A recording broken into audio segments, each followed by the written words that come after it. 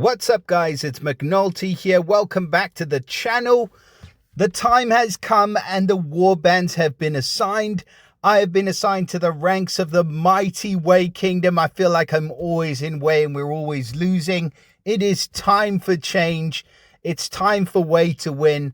Let me know what warbands you guys are in. Main reason we're doing this video is because this guy, Cao Cao, has been given a brush up. He has been given a brand new costume. So we are going to have a look at my boy Cao Cao today. He is here in the portal in the flesh, looking beastly as ever. So Cao Cao, the second War of Three Kingdoms or old school War of Three Kingdoms hero that really stings to have been given a costume. I know that we had one for Zhuge Liang, but it seems like we are getting into the meat of these War of Three Kingdoms heroes now, and I cannot wait to see how some of the others stack up. So Cao Cao has always been an awesome hero. I'm a big fan of him. Use him in all the rush wars. Those minions that steal all dispellable buffs, just fantastic, just top class, and he gives them to everyone. So let's see what they've done with his costume.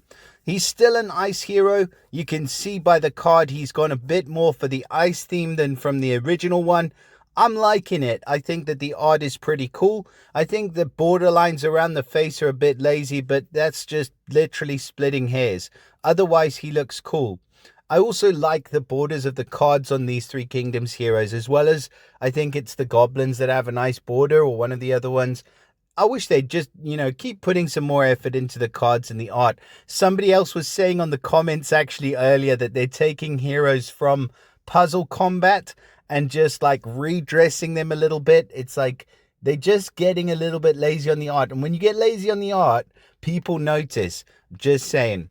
Anyways, back to Cao Cao. So he is of the War of Three Kingdoms family. He's of the Ranger class. He was of the Rogue class, which actually is probably a better talent. But the Ranger class will give him that chance to bypass defensive buffs. So we'll take it. He's of the Kingdom family, so you get a bonus for 1, 2, or 3 heroes. It's a straight up mana bonus every time a minion summoned for the hero, anywhere from 2 to 6%, and 3 to 7% heal every time a minion summoned for the hero. So the bonus for the family, for the Kingdom family, works based off of minions. They get the morale boost.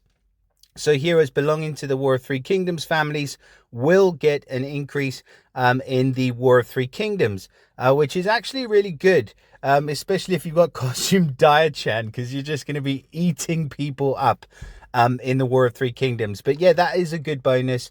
Costume bonus wise, just some of the biggest bonuses that we've seen: 35% attack, 35% defense, 45% health, and 5% mana bonus. For if we switch off, a team power of 1108. That is the strongest hero we have seen released into the game.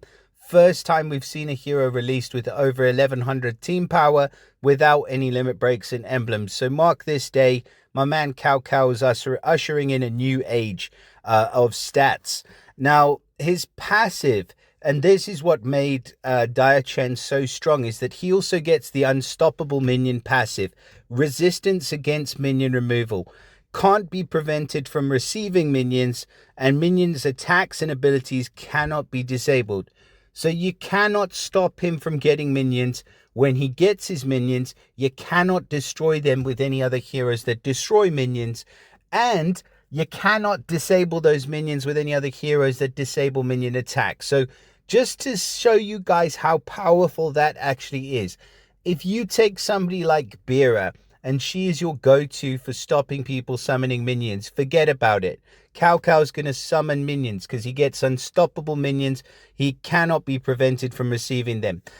If your sort of tactic is, okay, I'll let them summon the minions, and then I'll go in with somebody who destroys minions, Costume Gourmet, or I can't even get to her name now from the Season 3 heroes, but you know what I mean. Destroy minions. Okay, cool.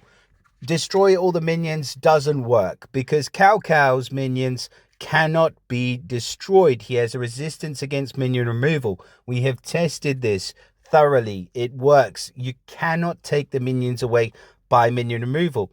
And then if your attack is, or your tactic, as recently has been to use a Lunar New Year hero, forget about it, because the Lunar New Year heroes do not work. Minions' attacks and abilities cannot be disabled. So basically, nothing works against this guy. There's no counters for these minions. And that is why these heroes are super, super strong. And the only way you can get around them is you're going to have to be chopping down these hefty minions. Now, let's move over to the actual stats. So it's pretty defensive, pretty balanced actually. 1067 on attack, 1120 defense, 2117 on health, for a whopping 1118 power. Limit breaks and emblems, just look at those stats, nearly 3000 HP. Give that to me all day long. It's just ridiculous, man. The stats on this hero are redonkulous. Trust me, when you go up against him, you're going to find out in a hurry. Special skill armor. So for the first 6 turns, he gets a 40% defense increase against special skills, which is awesome. And then moving over to the special skill. So his old special was Order to Overwhelm, 330% damage to all enemies, summons the Way Soldier minion for each ally with 20% HP and 25% attack, inherited from the caster. Each hit from these soldier minions dispels all dispellable buffs from the target. Not the most recent dispellable buff, all dispellable buffs from the hit target. And all allies get plus 30% defense for 4 turns. Just an insanely good special. Really, really good mechanic. Only downside is that he's running at slow speed. Now, the new special, the Ice Cold Order. He deals 320% damage to all enemies. Yes, it's a slight reduction in the damage, 10% reduction. But remember, the stats have gone through the roof. So the damage is going to, or the hit is going to feel harder. He then summons a Way Soldier minion. Sorry, guys. For each ally with 42% HP and 42% attack, inherited from the caster. So look at that HP, 2860. Your minion's going to get 42% of that. I don't know how to do those maths in my head, but 50% of 3000 is 1500. So your minion's going to be about 1200 HP. Okay, and they're going to get 42% of that attack. So 42% of like 1600. It's going to be a huge amount of attack. It's going to be a really beefy minion, and as I've said before, you cannot get rid of it. And what's it doing? It's attacking, it's hitting hard, and it's stealing every single one of the buffs that you put on any character on your team for as long as that minion stays on the battlefield. So just a really monstrous special. Really, really good. Really great hero.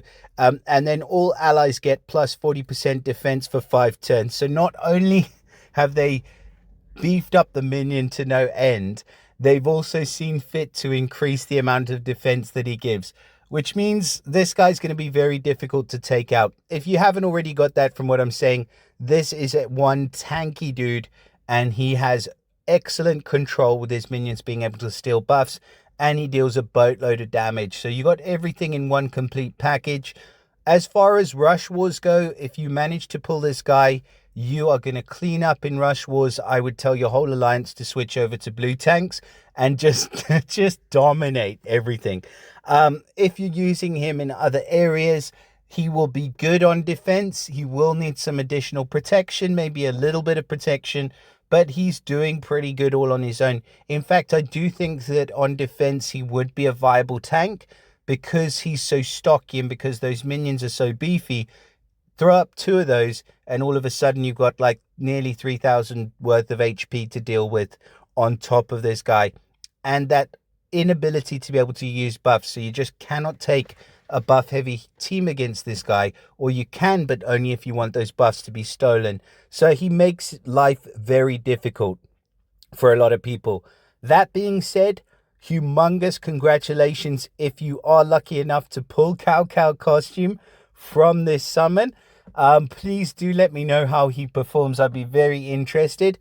Drop us a comment. Let me know your thoughts on this guy. He's featured alongside another very, very what's the word, sought after hero in ZZ Jing.